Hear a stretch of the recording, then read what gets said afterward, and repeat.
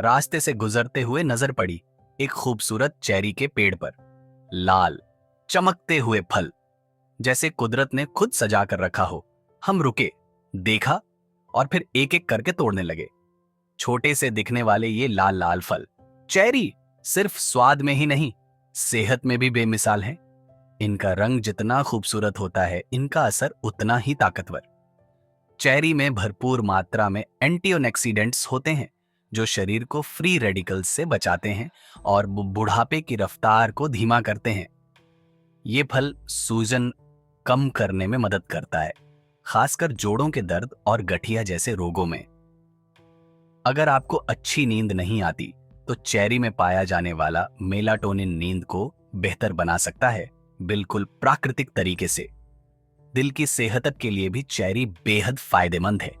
ये कोलेस्ट्रॉल को कंट्रोल करने और ब्लड प्रेशर को संतुलित रखने में मदद करता है। और हाँ, जो लोग फिटनेस का ध्यान रखते हैं, उनके लिए ये एक परफेक्ट स्नैक है। कम कैलोरी, ज्यादा न्यूट्रिशन। अब बात करते हैं इसकी बाजार में कीमत बारे की। चेरी आम फलों से थोड़ी महंगी होती है, खासकर जो विदेशी या ऑर्गेनिक वैरायटीज होती हैं। लेकिन इसकी क्वालिटी और सेहत पर पड़ने वाला असर देखकर कहा जा सकता है, ये एक हेल्दी इन्वेस्टमेंट है।